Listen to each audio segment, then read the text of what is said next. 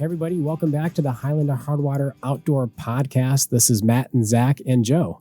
Hello, everyone. All right, how's it going? Yeah, we have Joe joining us this week. He was just on our call with Sam Sobi. He is a fisherman, videographer, editor, designer. Also, we found out too and talked to him about hunting a little bit on the podcast. He's also a YouTube influencer, but it was a really great conversation. Yeah, talk a lot about fishing, hunting, YouTubing, how to be a YouTuber, and just being outdoors. Yeah, he's, if you ever see his videos, he just turns out to be just an all-around nice guy. Seems very genuine. Yeah, so it was a really great podcast. We're really excited for you guys to listen to it. And then make sure that you subscribe to our channel. Give us a rating and review on iTunes. That always really helps. We also post these on YouTube as well, the audio. So if you want to check that out, or if you're listening to it on YouTube as well, give us a like, give us a thumbs up. But hope everyone really enjoys it. We got some other really great conversations we have scheduled coming up soon that we're going to be talking with. So we're excited to release those as well. So everyone enjoy the podcast, and we'll talk to everybody later.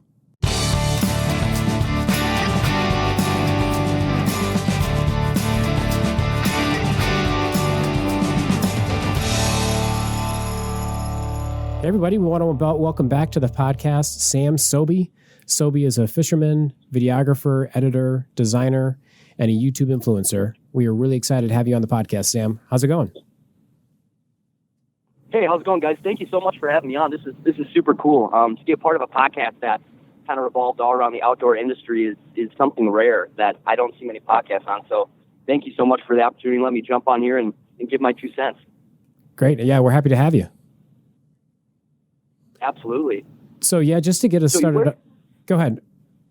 No, you go ahead. Yeah, no, just to get us started off, how did you get started in fishing and other outdoor sports? And then even throw in ice fishing too. How'd you get started in that? Absolutely. So I grew up in Minnesota, kind of more southern Minnesota. And I was super fortunate that my parents took me fishing when I was young. And I'm not talking anything hardcore. My parents are not fishermen, just bobber off the dock type stuff. And I feel like that's how everybody starts. And from there, it was a passion of myself and my buddies, and we just kind of fed off each other, learned, and I guess grew as anglers. We're just fishing as much as we possibly could after school, after sports, anything like that. And that kind of grew into a passion of filming it and competing at it in bass tournaments, and obviously going super hard on the ice. And that's kind of what led up to where I am now, in a nutshell, I'd say. So you started fishing young with your dad, but as you've kind of evolved and gotten more into it, did your dad follow, or is he still just kind of a peripheral fisherman?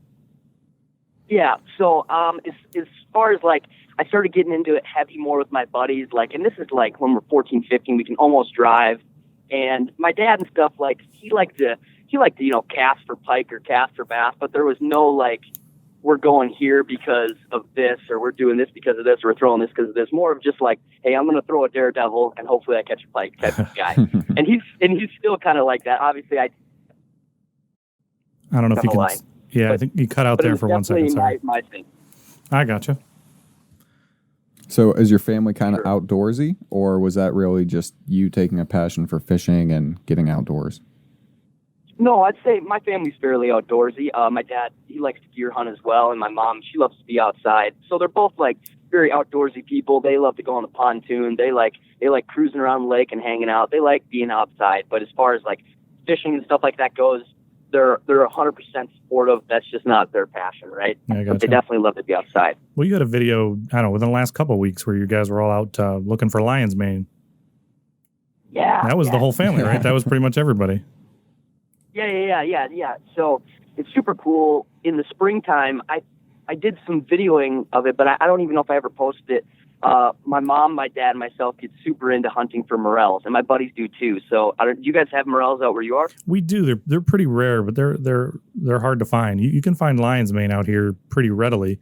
If you find a couple of good spots, they're there pretty much over every year. I just actually had lion's mane for the first time, I don't know, probably 2 weeks ago. There was a kid that my son is in karate with, and his dad grows them in the backyard and sells them to restaurants around. It was odd because I'd never even heard of lion's mane. How does he grow them? I didn't get a chance to really get any kind of elaboration from him, but they were super clean. Like I noticed the ones that you guys were foraging for, when you took them back to the house, you had to clean them out really, really good. With these were already like sparkling clean. We were able to just cut them up and eat them. So I don't know if he shows up to karate class again, I'll have to get some more information, because they were super good. They were huge too. I mean, every one of them was probably the size of a small volleyball. They were big. That's so crazy. And it's so interesting to me, like just different parts of the United States of when these mushrooms grow, because like something like a morel or a lion's mane, at least where I am, it is rare, and they only come out for a certain time of year or season. Like lion's mane is in the fall, morels are in the spring, and it's always weird to me, like you can kind of watch it go up. Like I know I have buddies in Missouri who will start finding morels in the spring, and I know that it's like got three more weeks or 4 more weeks before we could probably find them here, just because obviously it's much colder. But the foraging is super cool. Yeah, it's fun to do. The morels, we used to get them growing just on a front slope out in front of my house when I was a kid. So we'd go out and get not a ton, say 10 or 12 a year. It wasn't a lot of them, but we got them every year. And without fail, somebody would pull up on our driveway every single year and ask if they could have them. That's awesome. And where'd you grow up originally? I'm just here in Ohio. It was just Northeast Ohio. Okay.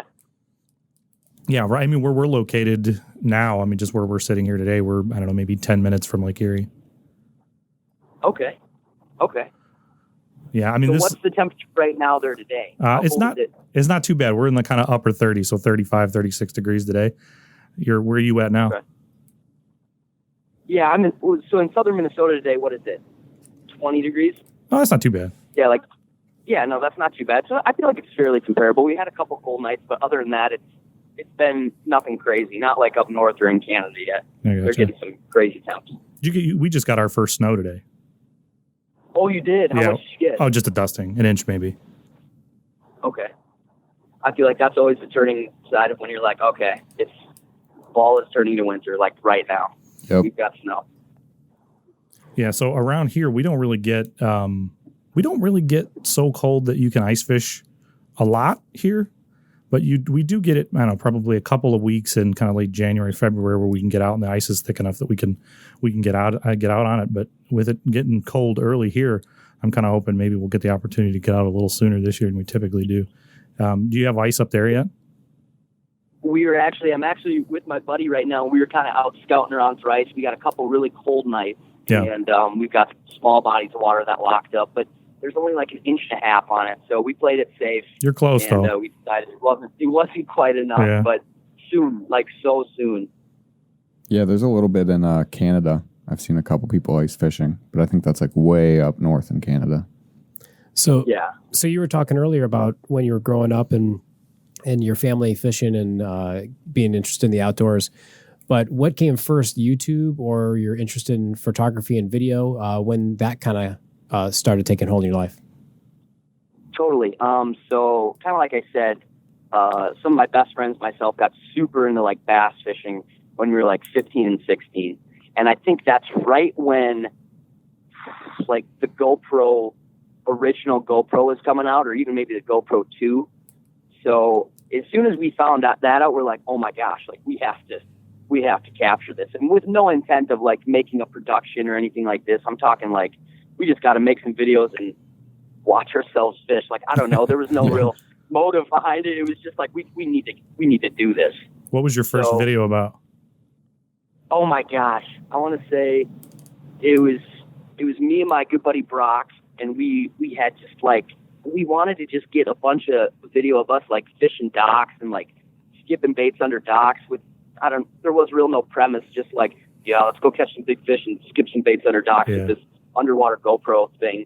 And I think that's what we ended up doing. I might have even edited it a little bit and put it together, which is crazy that I even was attempting that back then. It's super hard to do. I just about a year ago, 2 years ago, I set up a camera. I just bought a new boat. I bought a tracker bass boat, and I was one of the first people to get it that year. I set up a camera in my boat, and I sat down, and I was going to do a boat review, and I was going to post it on YouTube. I turned the camera on and just turned into a babbling idiot. I couldn't get anything coherent to come out of my mouth. I took a swing at it, and I never made it. I totally feel you there. Yeah, it takes a while to get used to it, I'm sure. So when you did that... Weird. And then No, go ahead. Continue. No, you go ahead. No, so I was just going to say, like, when you guys made that video and you started in the GoPro era, like, did you always have kind of an interest in photography and videography before that? Or it was just like, hey, let's get a GoPro and go out there? So I was super, like, growing up, I was actually super into art. Like, I love drawing. I love painting. I always kind of loved designing and doing stuff like that. And then when we started playing around with this GoPro, I was like, okay, I like video a lot. And I never got full bore into, like, video or photography till I was maybe more like 17 or 18. That's when I was kind of like, wow, I really like where the digital side of, like, art's going and stuff like that. Like, I obviously still love to draw and do, like, two-dimensional stuff like that, but I started getting more into, I bought, like, my first DSLR, and I bought some video cameras, and we were trying to film hunting and stuff, and that's right when we decided that, all right, man, we should really start doing this hard. And a bunch of my buddies, we got together and we started it's a small YouTube channel now. It's called Team Yukon Outdoors. And we wanted to focus on ice fishing, and that's where we started, like, actually making productions and posting them to YouTube. And that's when I think I was like 18 or 19. I might have just gone off to college when we were doing that. Is the Team Yukon Outdoors channel still active? Are you guys still doing that? Yeah, some of my buddies are still posting some videos on there, and I think they do some production work for companies like Clam and Vexlar, and yeah, they're still active. That's fun. Cool. Yeah, I mean, Zach and I here, we consume quite a bit of YouTube content, especially around fishing. So I don't know that I've come across that one, which kind of surprises me. Yeah, you should check them out. Yeah, I certainly will. I don't know how much they posted last year, but I think they've got a lot in store for this year. So, and they're still some of my best buddies. Like, I'll be ice fishing with them and collabing with them throughout the summer and winter. So, yeah. So how long were you doing that before you started kind of doing your own thing on YouTube? Yeah. So I was doing Team Yukon for like 2 or 3 years pretty hard, and that's when I headed off to college. I went to University of Wisconsin-Stevens Point, and they didn't really have like a media program there where you could go into film or even really photography. So I decided I wanted to go into graphic design because I didn't really know that side of it. And I thought, hey, if I knew video and photo and graphic design, I can kind of be a triple threat as far as skills. So that was my motive to do graphic design. And there I fished for Stevens Point for quite some time. And during this whole time, I was still filming and creating and putting little teasers out and doing different things with my buddies like that. And then that's when Alex reached out to me to come film with him in the Googans about like my senior year of college. Oh, I guess I always thought you knew him from beforehand. No. He reached out to me. He actually knew Jay Siemens fairly well. Oh, yeah. And when Alex needed a videographer and an editor and someone to jump on his team and Guggen Squad's team, he asked Jay for recommendations, and Jay recommended me. Oh, cool. All in who you know, I guess. Yeah, small world like that. Yeah, right. So when you were in high school, did your school have a high school team? No, absolutely not. One of my good friends, Adam, and I, we approached the school and we wanted to start a team and stuff like that. And they're like, all right, well, we'll see what there is for interest. And we held a meeting and everything, like, hey, we're going to start a high school bass team. And literally nobody showed up. Like, it was just Adam and myself. See, so the school board's like, hey, I think this is great, guys, but I don't think it's going to happen this year. I've noticed the growth of high school teams and even college teams since I was in high school. I'm 37 years old, and if that had been around in high school, I might have been the only one on it, but I would have been on it hard. They didn't have high school teams when I was around. That's a sad thing. Is high school fishing growing like crazy over in Ohio? It's not. College is becoming a lot more prevalent. Like, we have Kent State that's got a pretty good team. Ohio State's got a pretty good team. I think even Toledo and Bowling Green both have teams. Bowling Green's especially new, but yeah, it's growing in college, but we're still not seeing a whole lot in high school. I've personally been an avid bass fisherman my entire life, but I don't know why. In Ohio, it's like one of the hardest places to bass fish, with the exception of smallmouth on Lake Erie. But like some of the inland lakes are tough. Sure. They're tough, and the season is short. But you can't choose to be a bass fisherman. You know what I mean? As soon as you get hooked on that, you're like, oh, yeah. I think that's out of your control. I think by the first time you throw a Texas rig into a bush and pull one fish out, you're hooked. You're done.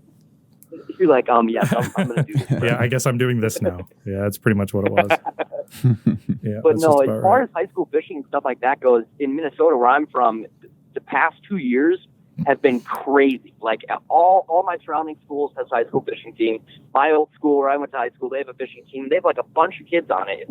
It's crazy how even within 5 years, it's like become a known sport. It's not like just a couple schools have it. It's established. So that's amazing. I think a lot of that actually comes from you guys. It comes from the Googans and from you and SB Fishing and some of those other guys that are out there putting these videos together for content. They're responsible for getting a lot of these kids into fishing, which I think is amazing. I do think that too, and I believe that because like growing up, even though I kind of went to a school that was out in the country and a lot of people hunted and fished, it wasn't like cool to fish. You know what I mean? It's not like it was that cool. It's not like it's something you even really talked about that much at school. You just kind of did it with your buddies that like to do it. Now with like the outlets of, you know, all these YouTubers and stuff like that, I feel like it's given a platform and it's really shined light on like, this is cool. This is fun. We can have fun and do this, and everyone should do it. You know what I mean? It makes it cool. So we talked about kind of where your YouTube channel came from. Where do you want it to go? Like what's the pinnacle for you? Oh, man, honestly, if I could just figure out a way to continue to do this for the rest of my life, like that's the goal. You know what I mean? Obviously, I'd like to gain as many subscribers as I could, and I'd like the viewership to go up because I think I tell a lot of really cool stories that I'd like, you know, the whole world to hear. But I don't know if YouTube's going to be a thing forever, but I feel like entertainment and fishing productions will be. So if that changes platforms, that changes platforms. But I just would like to film and fish the rest of my life. That's the goal. That's a great goal. Heck yeah. So, you know, you talk about what does the future hold and, you know, where you want to go with it. But what are some of the difficulties you've had to overcome when starting your channel?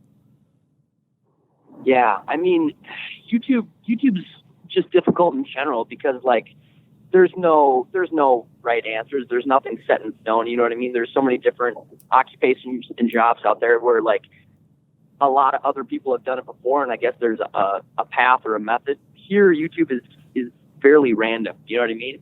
One thing that I've found is just like consistency is everything. Just try to really create as much content as you can, and whether if you're in love with it or not, it doesn't matter. Just show what's real, be yourself, and put it out there. And I think that's something I'm trying to get better at. Sometimes I'll film things and I'll be like, that's just not what I wanted, or it's not good enough, or I don't like it, but I just got to say, you know, post it. Just give it a post.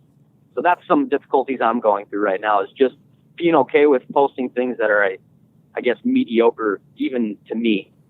Yeah, definitely. But it might not be mediocre to everyone, you know? It's still a good story. Yeah, I would imagine you're probably your biggest critic as you're creating this and putting it up. Totally. I definitely am. So along those lines, if you could go back to the beginning, what, if anything, would you do differently?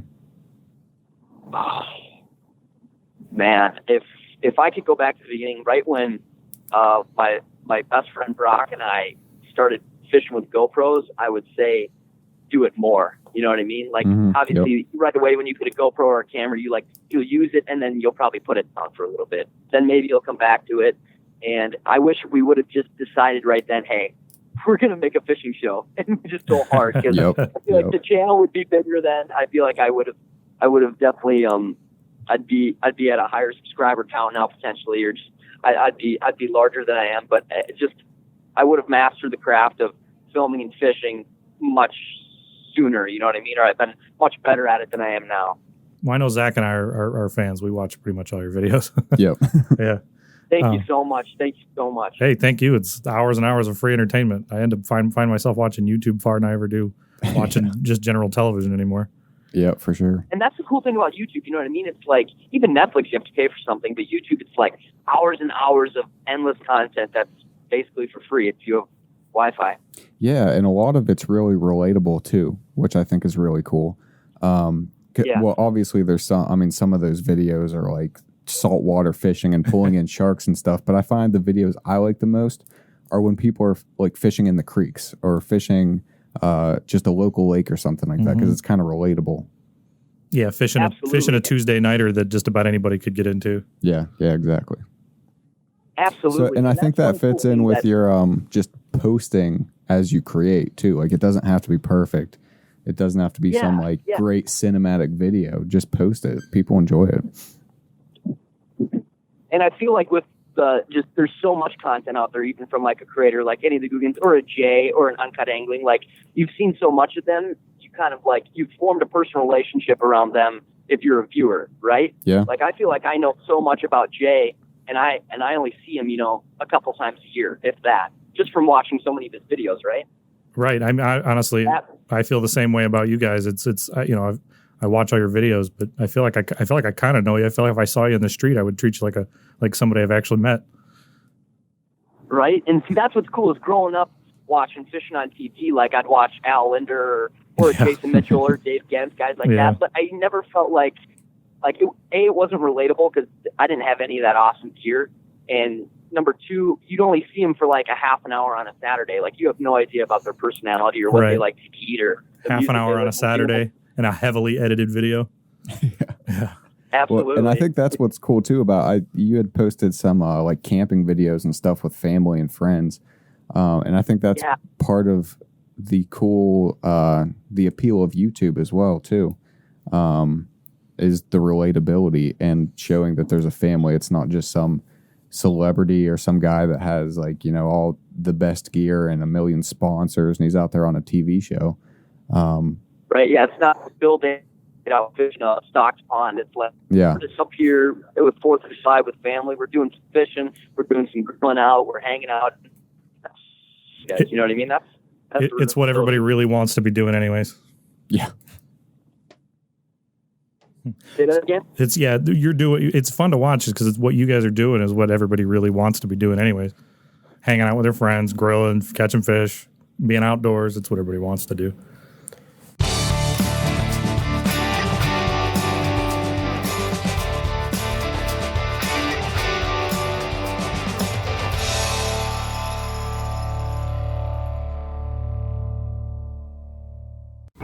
This podcast is presented by Mr. Heater, North America's most popular brand of portable heaters and accessories.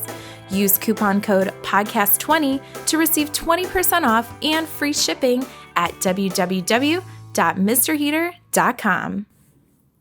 So, Sobi, who are some of your favorite content creators right now? Some of the unsung, underrated YouTubers that you're watching? Yes. Oh, man. Well, like, even though he's my really good friend, like, I love fishing more outdoors. Murray. Oh, yeah, Murray. I've seen him in a few. Yeah.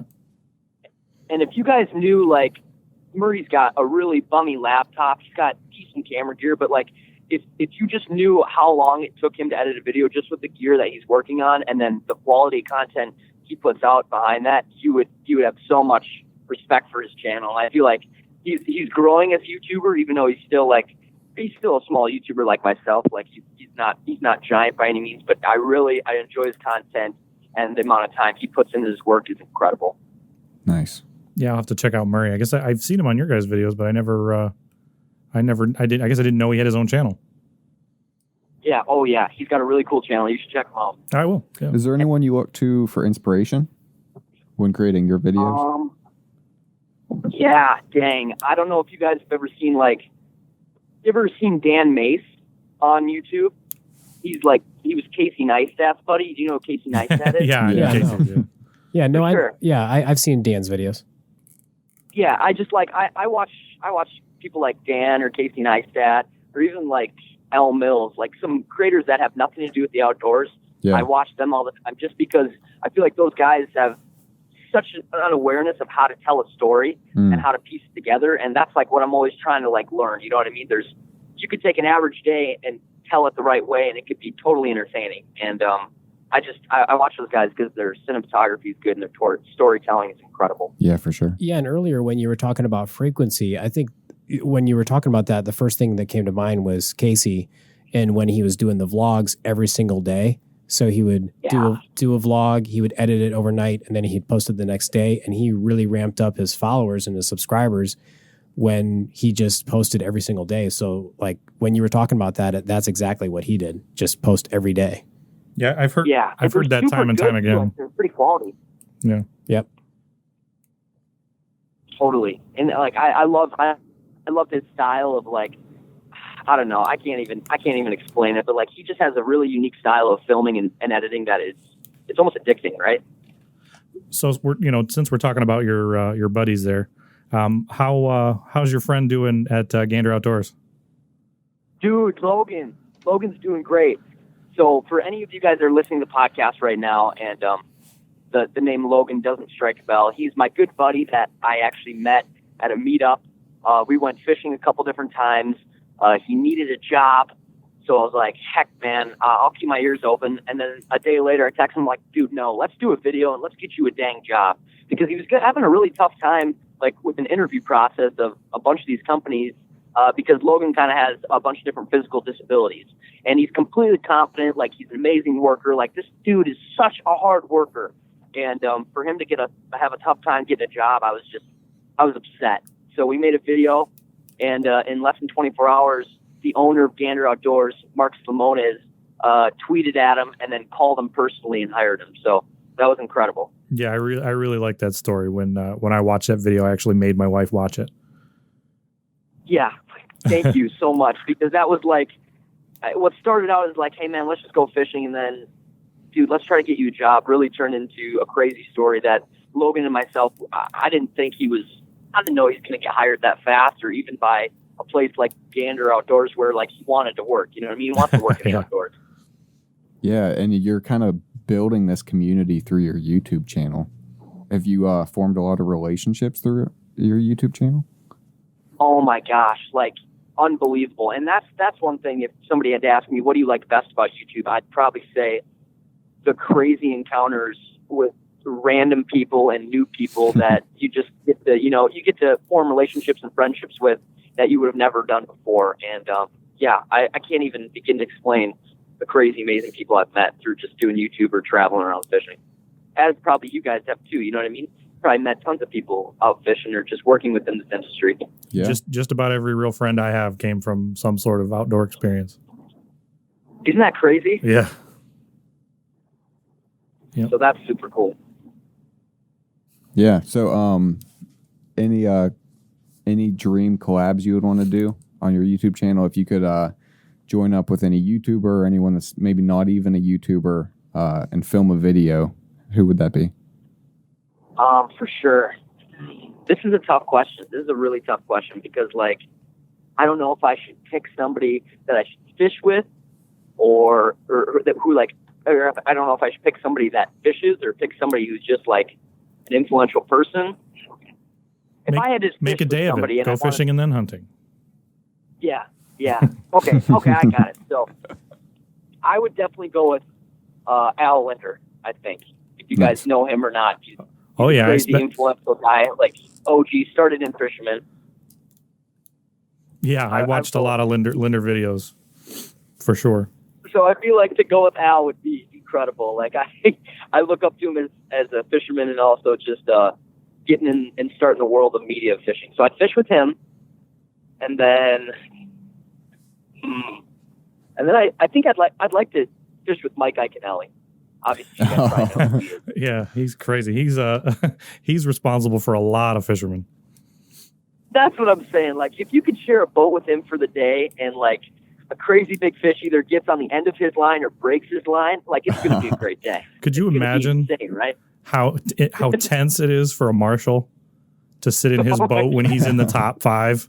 That has got to be nerve-wracking. So I want to flip that question on you guys too. Has that ever been asked to you guys? Who would you collab or fish with, or just share the boat with for a day? Wow, that's a good question. For me, honestly, it's any one of you guys that I watch on YouTube. You know, anybody that I can learn from, because not just on the fishing aspect of it, but from the filming aspect of it. Because for me, doing what you guys do would be a heck of a lot of fun. So for me, it would be, you know, any one of the Googans, any one of the real popular kind of fishermen on YouTube right now. Yeah, I think the same would probably go for me. And even like we're up here in the north, so any kind of like southern bass fishing, I think would be awesome. Any of the big lakes. Here, I'll be specific. I'll say senior bass fishing on El Salto. Yes. Yes. All right, that's just one. You have to name 2. Let's see, and then we'll go Lake Fork guy on Lake of the Woods. Totally. I was going to go Lake Fork guy on Lake Fork. Oh, there you go. No, see, I want him out of his element. Oh, there you go. Yeah, although so much fun. That trip he just did in Colorado looked like a blast. I would have loved to do that. I know, it looks so beautiful. Just fishing in those streams for trout and stuff, that looked like so much fun. I'm glad he did that too, because like I feel like there's been a total lack of fishing videos, at least maybe from fishing YouTubers that have like gone out west or gone to Colorado. Yeah, you're right. Like that. Yeah, there really aren't a ton of west fishermen.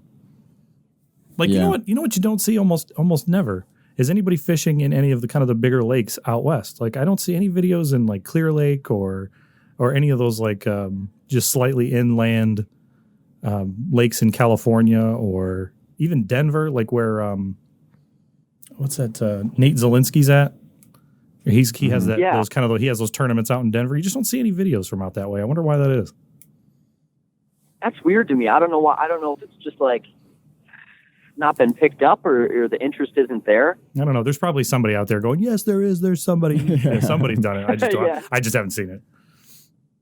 Because the scenery out there is so beautiful too.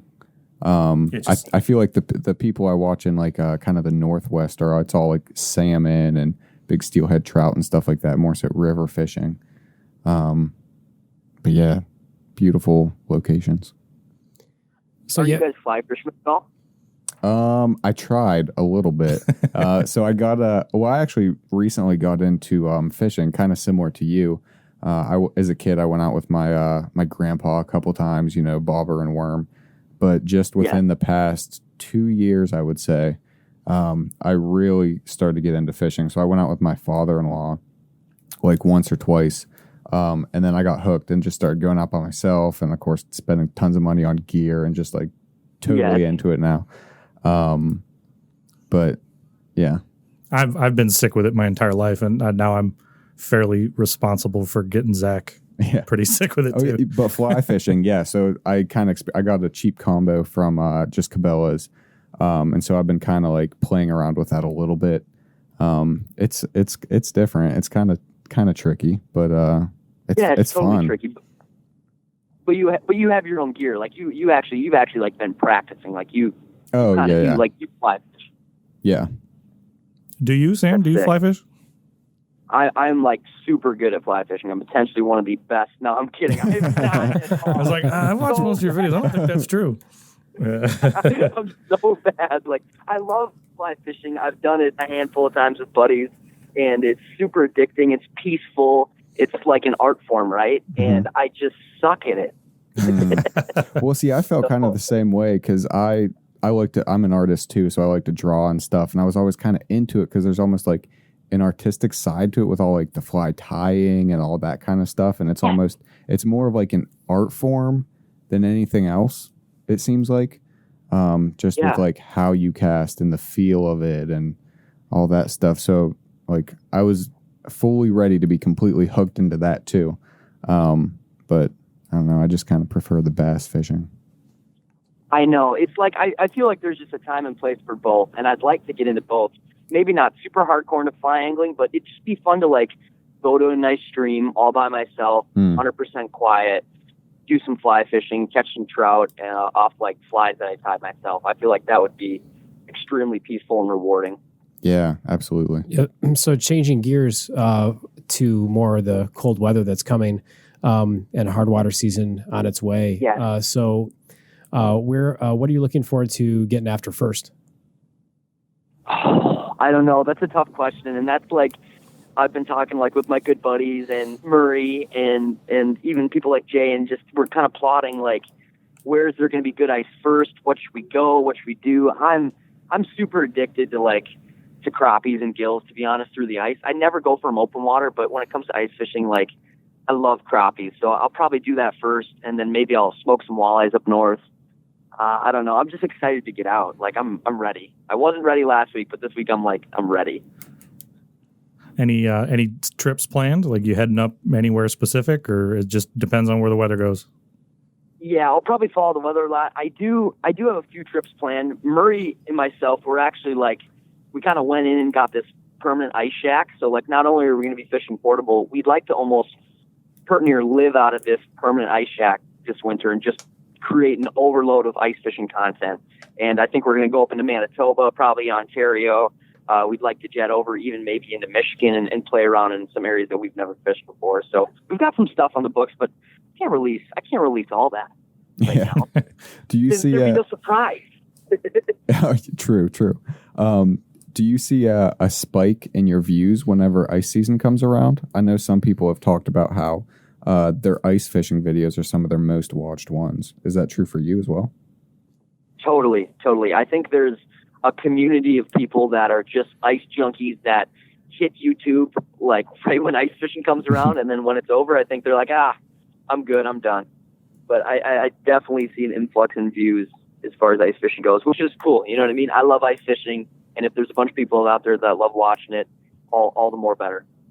Yeah, absolutely. So, we've been talking about fishing quite a bit here, but I'd be remiss. Did you get a deer yet? No, I did not get a deer yet. No, huh? No, dude, I've been hunting hard. I passed like right away, like a week ago, when I kind of like transitioned more from fishing to hunting. I passed on a whole bunch of does and stuff like that, and I was like, no big deal. Like I got some decent bucks on this land, and now my does have just like gone ghost mode. I've seen nothing but small bucks, and I'm just like, man, I should have just taken a doe. Who's left out of your group? Is everybody giving you a hard time? Oh, yeah. Oh, my gosh, yeah. Oh, so many of my buddies have killed deer, and it's like I'm the one that's filming it, and I can't get it done. How much time do you have left? What's the end of your bow season still, or are you in gun season? It's still bow season. It'll be bow season all the way to like I think January 1st, but I'll probably stop here within the next week. Actually, tomorrow is Minnesota shotgun opener, so my buddies, my dad, myself, the whole Orange Army will hit the woods and hopefully we get it done. Yeah. So when I was a kid, I deer hunted quite a bit with my dad, and I got out of it as I got older. I just haven't done it. Really would like to get back into it, but I'm having a hard time really finding places to hunt. You can hunt public land, but it's not the same. How do you find places to hunt? Sure. I do hunt quite a bit of public land around here. We've got a wide variety of public land, at least in the area I am, that sets up pretty good for deer hunting. But a lot of the land I hunt that isn't public, just talking to farmers, creating a relationship between a landowner and you, whether you go there and shovel his driveway for him or make a deal that, hey, I'll help you in the fall with your leaves. Can I hunt your land? Like, some of them are game for any of that. So I always try to like go in there and not just approach the landowner like, hey, can I just hunt on your land? Like, hey, you need any help around here, and could I potentially then shoot a deer off your farm? Yeah, some you don't want something for nothing. You got to be able to put into it. I think that's great advice. And then also I was going to ask you, what's the landscape out there that you're hunting? Is it more fields out there? Is it like it's mostly rolly? No, it's pretty flat. I mean, pretty much anywhere around here is all pretty flat. You can get down into southern Ohio and you can get fairly hilly. Not so much you'd ever even call it a mountain, but it's mostly flat around here. You're mostly hunting tree lines. And from transitions from corn and soy into the tree lines, for the most part, tree stands or say that again. Are your guys' crops still in? No, they just took them out, and it's a good thing because the weather turned. So I noticed driving home the other day, they were pretty much done. Everything's pretty much down. So. And when's your guys' gun season? Is it fairly comparable? Is it like right around mid-November, early November? Ours is usually the first week or the Monday right after Thanksgiving is a gun opener around here, and it's only a week long. It's only a week long. Okay. So we get a week. You get a week for gun season right after Thanksgiving, and then it changes back over into bow and into black powder. Okay. Yeah, I was going to say, is your muzzleloader season only a week as well? No, I think it's longer. I think I don't quote me on that, but I've never done it, so I'm not too sure. But I'm pretty sure you get at least 2 weeks on that one. Okay, very cool. Have you ever hunted outside of your kind of area? You ever gone, down south and hunted for like Coos deer or something like that? Or are you pretty much just deer hunting up in your neck of the woods? No, I've only really deer hunted in Minnesota and Wisconsin. But besides that, I've fished a lot of places, but I haven't got to like hunt much down in Texas or anything like that, and I'd love to do that because just like even hearing you talk about Ohio I think it's fun just to see how animals move on like different landscapes. Like you say, it's super flat. You're hunting a bunch of deer, like tree lines. Like that's really cool. I think that's cool just to recognize their patterns. Well, there's certainly tons of land to hunt down here. It's just a matter of, starting those relationships like we talked about. Totally. There's not a lot of public land down there? No, we get a decent amount. It's not a ton, but even because the patches are so small, we're talking 60 acres at a patch. Where if you get two or three guys, or a half a dozen guys fishing that property, it gets pretty thick. Yeah, it gets pretty tough. Now, if you go down into southern Ohio, you'll get a little bit more, but then those tend to be more leases and kind of private property. Okay. So yeah, just gearing back to fishing a bit too. I know we were kind of talking about how you got started and starting your YouTube channel and everything along those lines. But like, what are some tips for beginners that you've kind of found? Any advice that you could give? Sure. As far as like filming, maybe like filming fishing. I'd say both fishing and filming as well. Totally. Okay. So as far as filming fishing, if I had to give any suggestion to anybody, this is totally what I give everybody if they ever ask that, because I get that question a lot. Like, what would you say to somebody who wants to do this or even just wants to film fishing? Just do it. Film it and edit it and put it on YouTube. It doesn't matter if it sucks. Just do it. And if nothing ever comes out of it, and it's just a memory you can look back on, like how cool is it going to be to look back on videos and show your kids that from 20, 30 years ago? You know what I mean? Like, I'm sure you guys have parents and grandpas that maybe have seen a picture of them holding a fish. But other than that, like, that's all you have of them from their fishing growing up. Like, if I could watch a video of my grandpa fishing, I would flip out. That'd be insane. That would be cool. Yeah, that's a great point. So I would just say do it. It doesn't matter. If you have a smartphone, that's all you need, because the cameras on smartphones are incredible. If you have a GoPro, that's all the better. Just do it and do it and post it. Don't care what anybody thinks, just post it. Are you up to date with what's going on with BASS and MLF? And now a third one that I've heard of, that I just heard of, but I haven't read up on that one yet. Yeah, well, fishing, that's a great question, because fishing right now is crazy as far as like what's going on in the multimedia world of it, of all the filming, and then like the merger of MLF and FLW and now Bassmaster, opening up different things. Like it's really interesting what's going on. I don't know where it's going to go. It's exciting, like there always needs to be change in business and in competition. So as far as that happening, it's probably inevitable. It's probably going to happen sooner or later, where a different company like MLF was going to take on Bassmaster of the world. So I don't know. Me personally, I love Bassmaster. I love Five Fish. So I'm not like a giant MLF fan. I'm a big fan of a lot of the anglers in there, but I'm interested to see what happens this next year or two. What do you guys think? I'm torn. I mean, I've watched them my entire life, but I'm torn on the MLF because I really like the kind of conservation effort of it, where you weigh it and you put it back. But yeah, the Five Fish and then having a weigh in at the end is hard to beat. Yeah, watching some guy hoist up two big game winners, like it's really hard to beat, and you just don't get that with MLF. I know. And as far as tournament bass fishing goes, I'm totally up to date with it. I'm obsessed with it. That's like probably my largest passion over fishing filming is tournament fishing is so much fun. It's extremely addicting, and there's nothing that gets me more fired up. How old were you when you? Any tournaments on there? I fished a couple of them, just kind of weekday nighters with my dad, just when I was a kid. But it's been a long time, a couple of years at least, since I fished any kind of tournaments. But what I was going to ask you was, how old were you when you fished your first tournament? I want to say I was 15 years old, and one of my good buddies, Adam, he was 16. He could drive. He had a boat, and he's like, "Man, there's a Wednesday night bass tournament going on our home lake." And I was like, "Oh, we got this." And we didn't have it, but we did it, and it was a total blast. And I was like, catching a 2-pounder in general is fun, but you catch like a 2-pounder when you need it to go in the live well for weigh-ins is like a whole nother level of adrenaline. Pretty hard to beat. Anybody who has an interest to try it, I would be like, just do it.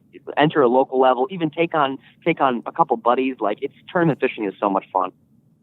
Yeah, I can imagine. I'm sure it just adds the adrenaline to any catch that you have. Every bite could be a monster. Absolutely. So, any thoughts on how, because, we talked before that you guys with your YouTube channels and being influencers, you're growing the sport yourselves, but any thoughts on how to continue to grow the sport and your opinion on that? Yeah. Man, I think it's totally growing the sport. I think just becoming and staying relatable, I think, with the audience too, is what's going to continue and help grow the sport. Is like fishing creeks, fishing ponds, keeping it simple, doing more explanation on saying like, this is truly what you need to get out there and try it. And if you've got ponds or creeks or small lakes in your area, go out and catch a bass. Cause like if somebody does it once and they have a good experience, they're like hooked, man. I don't know anybody who's been fishing who like caught a decent fish that was like, no, I didn't like that. That wasn't fun. You know what I mean? Yeah. Yeah, I don't know too many people that are successful at fishing and are disappointed after the fact, no matter what you catch. Right? Like everyone, I feel like when it comes down to it too, like everybody loves fishing, and even like growing up, a lot of people have done it, right? They've all like gone out at least once or twice with a family member, relative, and thrown a bobber. So there's that sense of like relatability with fishing that I feel like it's common ground for a lot of people to kind of come together and talk about, whether you've been 500 times or like, hey, yeah, I used to fish when I was a kid. Yeah, there's a big difference. Yeah, totally. Well, it's been awesome talking to you. And before we let you go, we want to give you the opportunity to plug anything or mention any of your sponsors or supporters, and we just want to give you the opportunity to do that. Awesome. Yeah, thank you so much. Well, first off, I want to thank you guys for having me on here. If you guys are not following, subscribed, or just tuning in weekly or monthly or whenever Mr. Heater is posting these, please, please, please tune into these guys. I've listened to now, I think, 5 or 6 year podcasts ever since you invited me on this, and it's been incredible. So thank you so much. Definitely check out my YouTube channel if you guys haven't. Just type in Sam Sobi, and you can learn about me more from there, I guess, if you click on some of the videos. So I really appreciate it, guys. Thank you so much. Yeah, absolutely. Thanks so much for being on. We really appreciate it as well. Yeah, thanks, Sobi. Yeah, for sure. If you ever find yourself up in the Cleveland area, give us a call. I'll take you out to a couple spots. Yeah, definitely. Absolutely. I hope you guys get some cold weather, and I hope there's a longer ice season for you guys. Yeah, me too. Yeah, I'd like to actually get out more than once or twice this year. Totally. Cool. All right. Thank you. Thank you so much. Thank you so much. You guys have a good rest of the week. Thanks, you too.